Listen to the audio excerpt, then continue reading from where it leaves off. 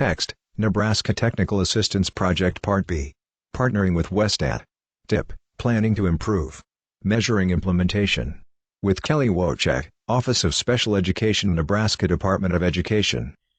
Hello, I am Kelly Wojcik from the Office of Special Education at the Nebraska Department of Education. I provide assistance to districts with their targeted improvement plans or TIPs. Planning to Improve. A circle made of 4 arrows. An arrow labeled Click Here points to the red arrow, Planning to Improve. Text below reads Developing the Targeted Improvement Plan. Review resources and support. Phase 2. The other arrows are grayed out. This screencast will cover the requirements for the Planning to Improve component. Item 3, describe the criteria for measuring implementation. The criteria for measuring the successful implementation of the evidence-based practice should be documented in the Planning to Improve component of the TIP. Click on number 3 under the section header, Implementation and Evaluation Plan, Phase 2. For this item, you will be describing the criteria for measuring the successful implementation of the student-centered evidence-based practice that was identified for item 3 for the Setting the Goals component. At first glance, this item appears to be easy to complete. It is by far the item most likely for districts not to receive credit during the TIP review.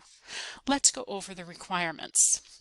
First, the district should identify the elements of the student-centered evidence-based practice that was selected in the Setting the Goals component of the TIP. As an example, one practice that may have been chosen is direct instruction. For direct instruction to be implemented, teachers must 1. Set the stage. 2. Explain to students what to do. 3. Model for students what to do, otherwise known as I do. Number 4. Provide guided practice. This is called We Do. Number 5. Provide independent practice, or You Do. 6. Provide closure and assessment.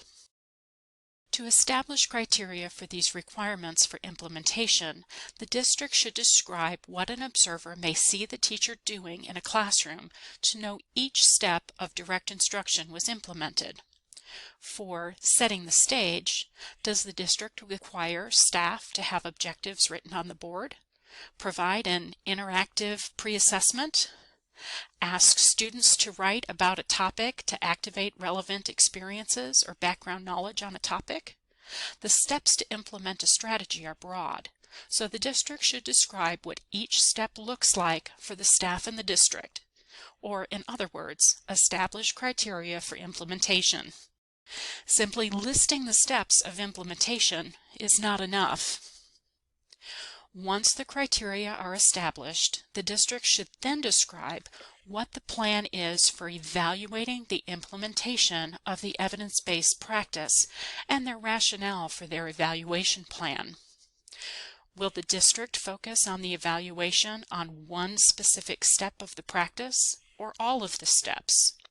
For districts that are starting a new evidence-based practice, they may want to consider only evaluating one step so staff aren't overwhelmed by having to implement everything at once. If a practice has been in place for a while and data shows that teachers are missing or not implementing a particular step, the district may want to focus their efforts on evaluating just that step. If just one step will be evaluated at a time, what piece will the district look at evaluation next?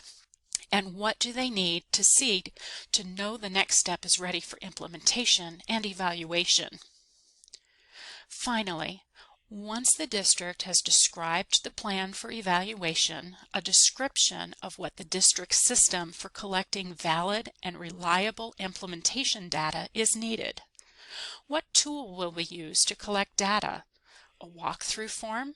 A review of lesson plans? A self-report by teachers?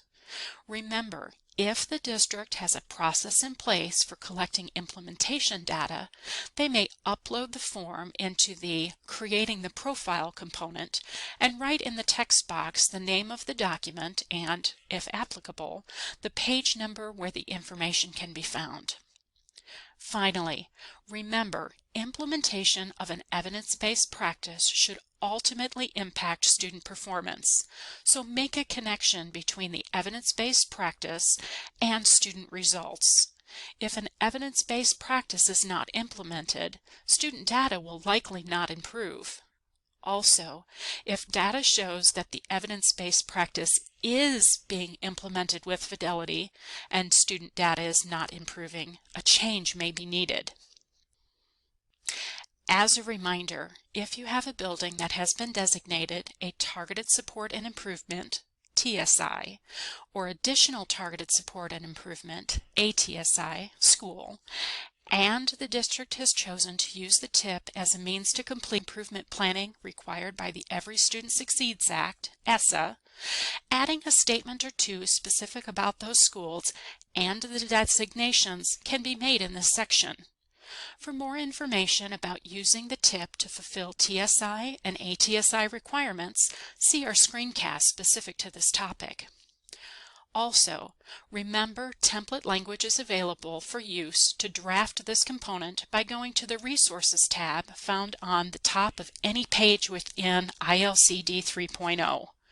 Once each of these items is completed, the district is ready to move on to the last component, implementing the plan. For more information about completing the TIP, check out our other short how-to screencasts. Need an answer to a question not found on our how-to videos? Don't worry, contact me at kelly.wojcik@nebraska.gov.